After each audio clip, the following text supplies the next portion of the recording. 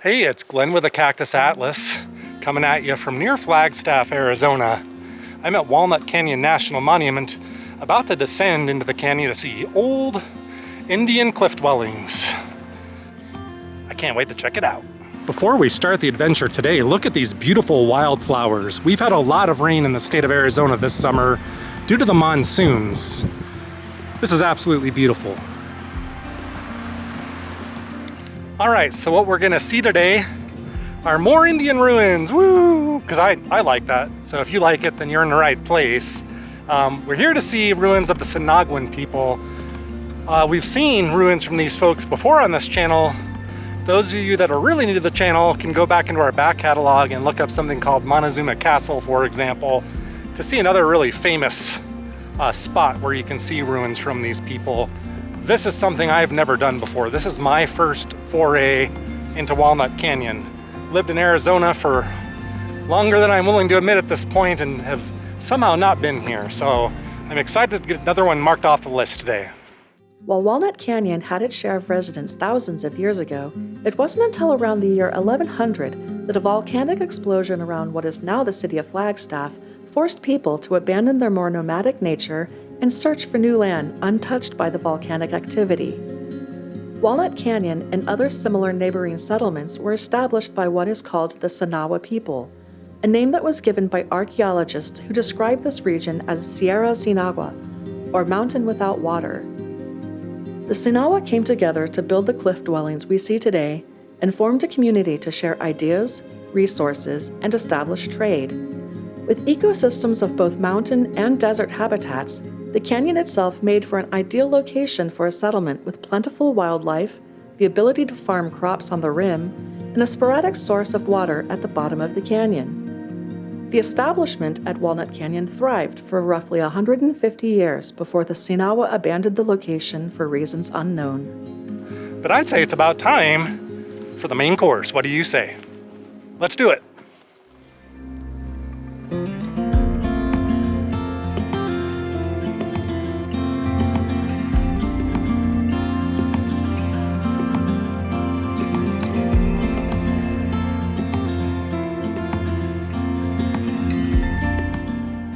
So there are two trails. There's this rim trail that I believe stays up towards the top of the canyon and can give you some good views, but that's not what we're gonna start off with. We're actually gonna descend down into Walnut Canyon today and search out, I think, about 25 cliff dwellings, if I remember correctly, of the Sinawa people. All right, I'm at the beginning of the island trail.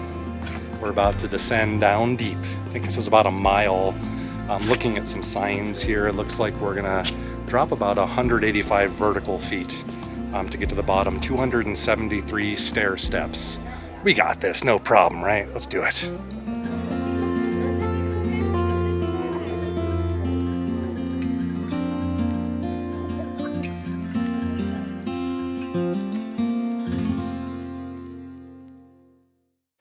Getting my first look at the depth of this canyon, and it's pretty deep. We're gonna descend down a stairway all down this thing, which means we gotta come back up. So if you're gonna attempt this, make sure that you're ready for it. Doesn't look too bad, to be honest. We've done much worse, but yeah, we're going down there somewhere. All right, let's get this party started.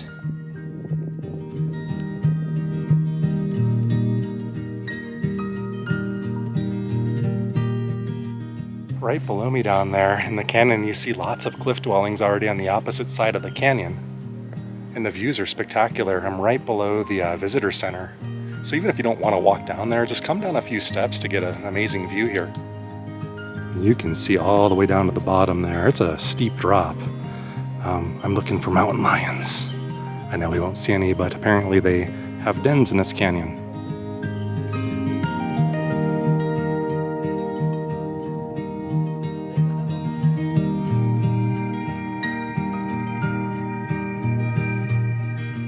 So far, I'm just enjoying the views of the canyon, to be honest. This is spectacular.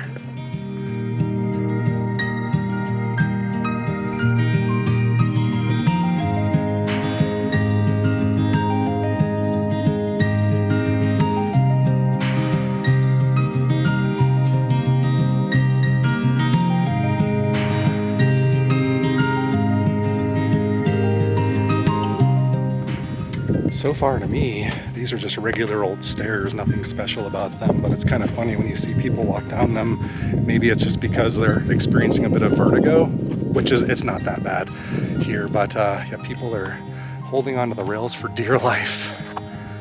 This is a beautiful canyon though. I mean, not the deepest canyon we've explored on the show by far, but I love the lush green pine trees, the rocks.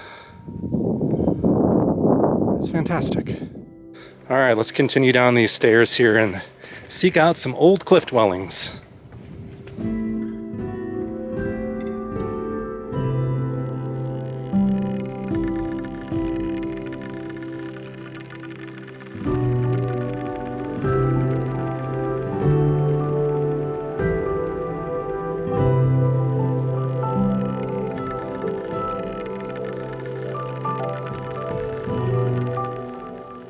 One thing I'm noticing about here is that it seems to be a more popular place to come visit than a lot of places we visit on this show. You know how I like my seclusion, but yeah, it's pretty congested today actually, but that's okay. If you just take your time and, you know, wait, you know, it airs out a lot.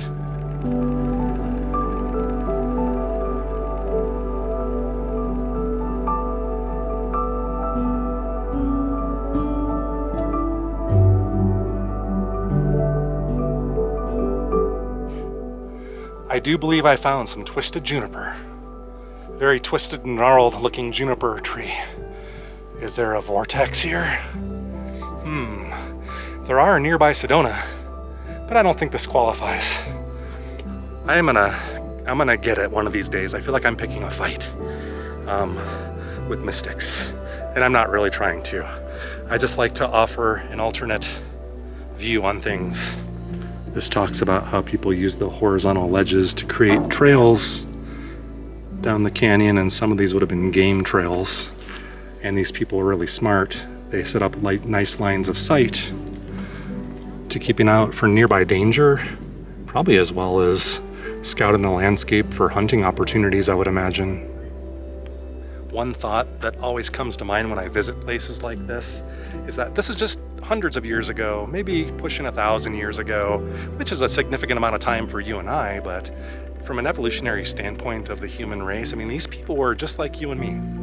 I really believe that. I mean, I think they were capable of the same cognitive processes and thoughts we are today, the same things, they probably felt similar emotions, but yeah, they weren't as technologically advanced as we are now, nor were the people that lived at their time around, you know, like 1125. Anyway, it's just fascinating to see how these people survived and, you know, what their main focus in life was.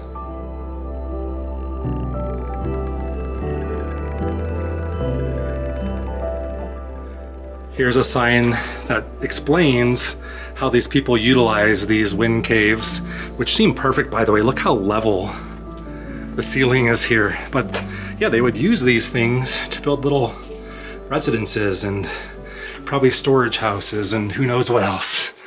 As with most of the ruins that we see on this channel, what you're seeing here is partially restored. Over time, things just would have crumbled due to natural processes, but also vandalism over the years. So they've painstakingly done some restoration work on these. Here's some more depictions, a wintry scene, because it does snow up this way, of what this would have looked like. You can see all of the walls would have been smoothed over. They had little doorways. You can see maybe what the inside would have been like for people living here. This even suggests that they had domesticated dogs, I guess. But yeah, and then if you compare this to what's left here, and then use your imagination to fill in the holes. But this really at least gives you a good sense of the space that they occupied.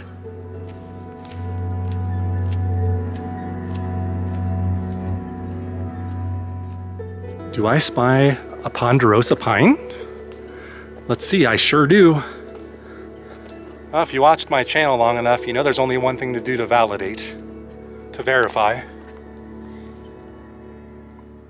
Yep, smells like vanilla and butterscotch. This one's pretty faint. But if you get your nose right up in one of these crevices here, nice and deep, this is maybe starting to border on not being family friendly. I'm gonna stop now. If you've come along for the ride on this channel, then you already know I'm crazy. There's something ain't right in here, quite right. At least I think so. But I'm telling you, next time you're around a ponderosa pine, please smell it. Then every time you'll see one, you're always gonna smell it from there on out. It's just such a delightful smell. Right over there. There you have some of those dwellings right across the way. So if we lived on this side and our neighbors were on the other side, I'm sure we'd wake up every morning, come out here, catch a beautiful sunrise here and wave to our friends over there. Wave to our friends over there. Everything's okay, friends. We woke up to start a new day.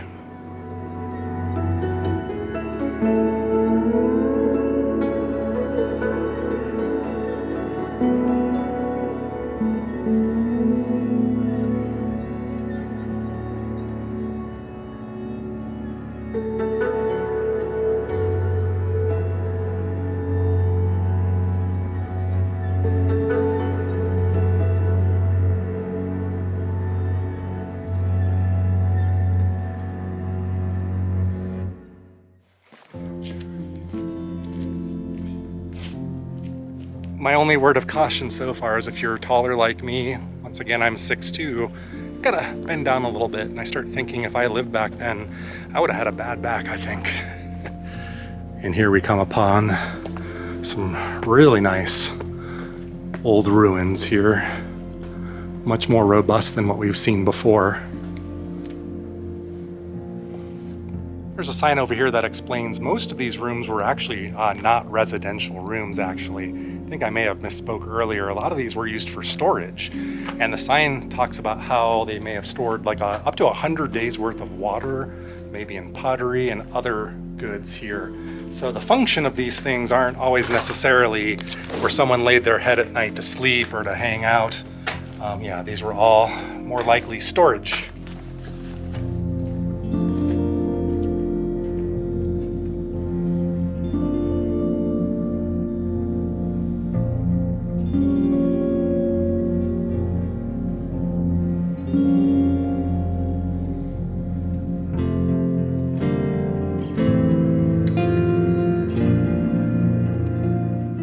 There's some really cool rooms right over here too. They just, I think we found the jackpot here.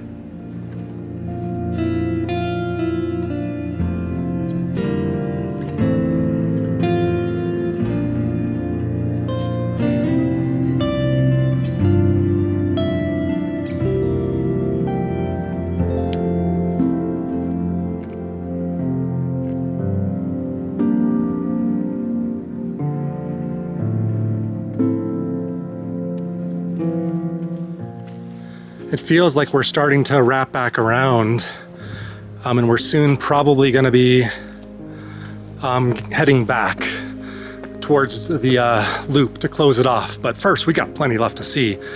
I think, but we're probably at the furthest point around this thing they call the island here. I understand why they call it the island now too, because you literally are walking around it. This big limestone formation here. This is pretty cool. Here's some really nice ruins that have beautiful walls really filling this out significantly. Let's go check this out.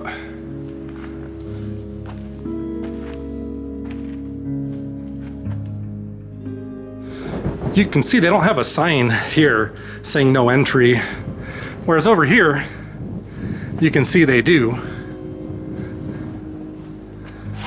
So I am a little confused. I mean, they have this little convenient little step here, you know, and lots of footsteps in here. So once again, is it okay to go in some of these? I'm thinking it might be, but I'm gonna just err on the side of caution. I mean, I can get up close and look at this, no problem. You can kind of see the material here that I assume would have covered the wall. I'm not gonna touch it. I'm assuming that's a faithful reproduction. I'm not sure if that's original. I'm skeptical that this is original, but I could be wrong because we've seen original intact things And this makes me wonder too, you got this wood here. Is that original wood? If it was, I kind of expect to see graffiti on it because people like to carve up stuff in there, but we have seen wood like this that's hundreds of years old. But I'm not sure, is that a nail in there? It's possible that it's just part of the restoration, but let's take a peek inside here, see if I can get a look inside here without touching anything. You know, you can see how dark and cool it is in these places here.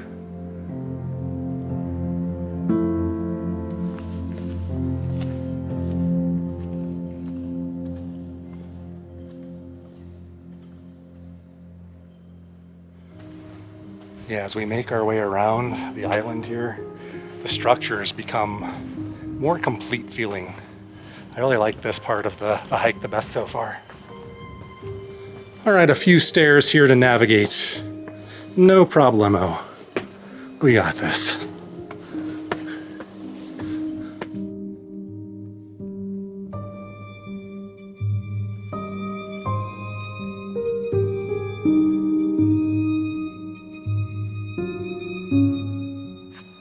That's a deep canyon, man. That goes, I can't even see the bottom really. It's a very narrow canyon down there.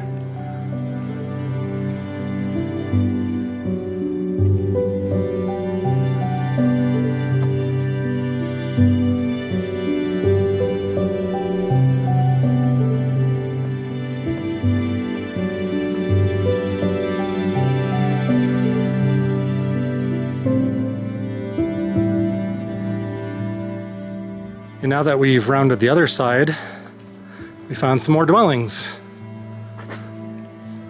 Very neat. You got more of these interesting limestone formations here. Ah, this is interesting here. I haven't read the sign over there, but I wonder if this is more what this stuff would have looked like before the restoration. Remember how I mentioned it may have just looked like a pile of stones? Well, I'm guessing this is probably what it may have looked like before restoration. Ah, so the sign does explain it. As many unfortunate things happened here in the late 1800s, as Western man kind of invaded this area of the country, people came here in search of souvenirs, and all of this damage was done by the folks of yesteryear. Here's some actual photos, man. Look at that. Man, there were a lot of people here. You wouldn't really think that, but no wonder. You know, back then there wouldn't have been any rules. And in 1915, that's when President Woodrow Wilson proclaimed this a national monument to protect it from people like this guy. You know, it's kind of too bad, but every once in a while too on these kind of things, you find graffiti from folks in the late 1800s, and I find that time period fascinating out here in the Old West. And I'm torn. It's like, you hate to see things like that, because if you see modern graffiti, one day that'll be interesting to somebody else, but for us, it sucks, you know? So I don't know what the right answer is there, but it's all kind of neat. All right, it looks like we're about to start paying for the descent. Some nice stairs here to climb. All right, time to accept our fate. I think we're rounding this corner and pretty soon we'll be taking the stairs back up.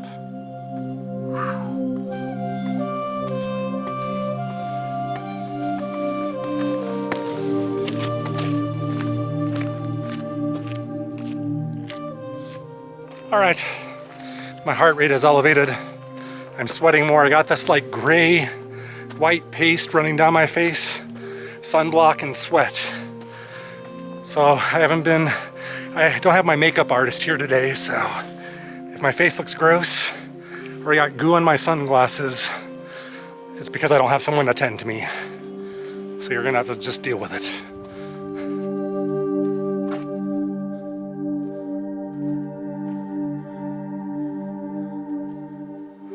There's a good view of the visitor center, the starting point, way up there. You see that?